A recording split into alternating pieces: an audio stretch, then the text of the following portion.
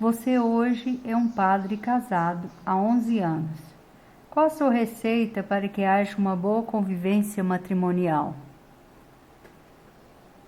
Receita é algo que toda dona de casa gosta para poder fazer bem feito um determinado alimento. Por exemplo, uma receita de bolo. É algo que, se essa dona de casa segui-la, vai produzir no final um excelente bolo. Pode ser uma receita para fazer um arroz diferente, uma carne de modo diferente e assim por diante. No fundo, receita é algo para ser seguido. E a receita para um bom relacionamento matrimonial, em primeiro lugar, é a comunhão. Participar da missa, pelo menos aos domingos. Receber a comunhão. Receber Deus dentro de nossos corações, para que Ele esteja também em nossas mentes e em nossas ações. E assim o casal pode viver em comunhão no dia a dia. Em comunhão com o próprio Deus, cada um em comunhão consigo mesmo, com o próximo, um com o outro e com todas as criaturas. No fundo, essa primeira receita é o próprio Deus, aquele que se faz o nosso alimento. Nós, em João 6,56, ouvimos de Jesus dizer: quem come a minha carne e bebe meu sangue terá vida em mim e eu nele. Ora, que coisa mais importante para um casal.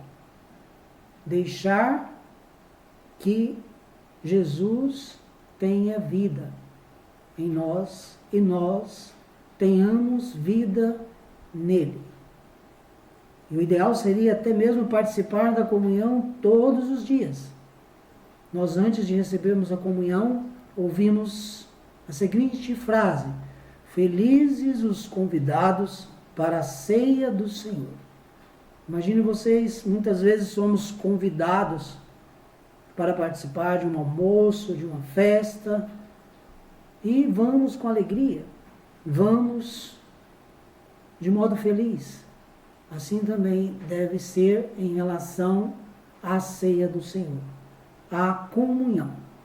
O casal em si vai à igreja para se casar diante de Deus e depois disso é chamado a continuar participando dessa comunhão. Segunda receita é a oração pessoal. O próprio Jesus, em Mateus 26:6, na hora de sua última agonia no Getsêmani, diz: orai e vigiai para não cairdes em tentação.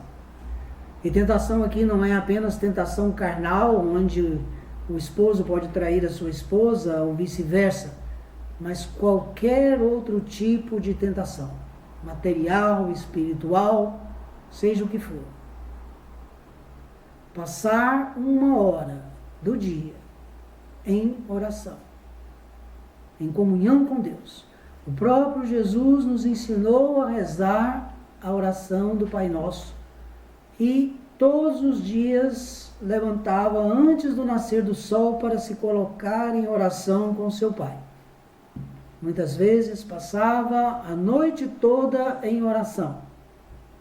Antes de escolher os 12 apóstolos, ele sobe a montanha e passa a noite toda rezando, justamente porque tinha que tomar uma decisão muito importante no dia seguinte e não podia cair em tentação. Uma terceira receita é a leitura da Bíblia, a meditação da Bíblia e a colocação em prática da palavra de Deus. Hoje temos várias formas de lê-la. Eu comecei a ler a Bíblia com 9 anos de idade. Minha mãe comprou uma Bíblia para ela, outra para minha irmã, outra para mim. E a da minha mãe ficava lá aberta nos Salmos. Cada dia ela lia um trecho dos Salmos. A da minha irmã ficou fechada, nunca abriu. E eu peguei aquela Bíblia, na época da edição Paulinas, uma Bíblia enorme, e comecei a ler. A cada dia eu li uma página. Com 12 anos eu terminei de fazer a primeira leitura completa da Palavra de Deus. Recomecei, com 15 anos, terminei de lê-la novamente, pela segunda vez. Depois passei a ler o Novo Testamento, porque me cansei demais do Antigo. Muitas guerras, muitas brigas. Ainda não tinham chegado a Jesus Cristo. Até hoje nós sabemos que os judeus estão no Antigo Testamento. Ainda não atravessaram o Jordão. Uma outra receita seria a leitura de um livro espiritual, um bom livro. Mais uma receita é o diálogo. No meu livro Para o Homem Deus Criou uma Mulher, eu cito o exemplo de um casal que diz assim: eu não sei o que vocês fazem, nós dialogamos. Diálogo. Em grego, dia quer dizer através, logos quer dizer palavra, através do discurso. Um fala, o outro escuta, o outro intervém e eles seguem dialogando. Dialogando sobre tudo, conversando, partilhando, não deixando o sol se pôr sem ter um momento para o diálogo. No mundo marcado pela internet, pelo celular, onde nós passamos, às vezes, o dia todo no WhatsApp, no Facebook, no YouTube, diante de um computador, o diálogo está se tornando uma das coisas não mais buscada, principalmente pelos casais. Às vezes um casal está ao lado do outro, mandando mensagem, um para o outro, mandando um texto, mandando um vídeo. Não quer dizer que está errado. A questão é que muitas vezes eles não conseguem dialogar, conversar. Uma outra receita é o perdão. Fundamental. Muitas vezes o casal briga, tem dificuldades, tem desentendimentos, mas é chamado a se lembrar daquilo que Jesus Cristo disse na cruz. Em Lucas 23, 34, Jesus, depois de ter feito somente o bem, foi crucificado e diz: Pai, perdoai-lhes, porque não sabem o que fazem. Hoje, nós sabemos muito bem o que estamos fazendo, porque temos a palavra de Deus que nos orienta e que nos conduz. Portanto, devemos fazer de tudo para não provocar a briga, para não ser necessário nem mesmo o perdão. Mas uma das receitas fundamentais, e não pensem vocês que agora eu vou escovar os dentes, mas vou usar um exemplo. E esse exemplo foi dado através de um artigo que uma vez eu escrevi em um jornalzinho de uma paróquia. Foi dado por um casal de artistas que estava para completar 50 anos de matrimônio. Vocês sabem muito bem como que é difícil para os artistas viverem a vida a dois, viverem a vida matrimonial. A maioria casa-se, separa-se, ou muitas vezes nem se casa e se deixam levar. Tem 1, 2, 3, 4 mulheres, a mulher tem 1, 2, 3, 4 homens, depois de muitos anos se separam. Esse casal de artistas é chamado de Paulo Goulart e Nissete Bruno.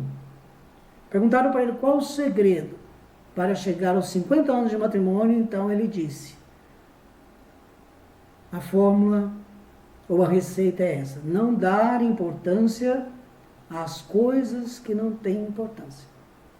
Então ele cita o exemplo da pasta de dente, ou do creme dental, como às vezes nós assim o chamamos.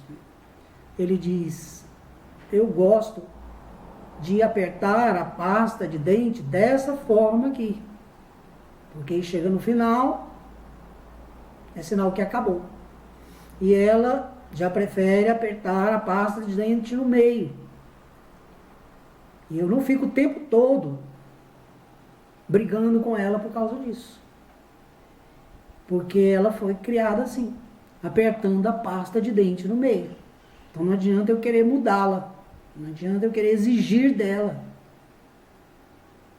E de vez em quando ela mesma aperta a pasta de dente desde o início. E eu, às vezes, também aperto a pasta de dente no meio.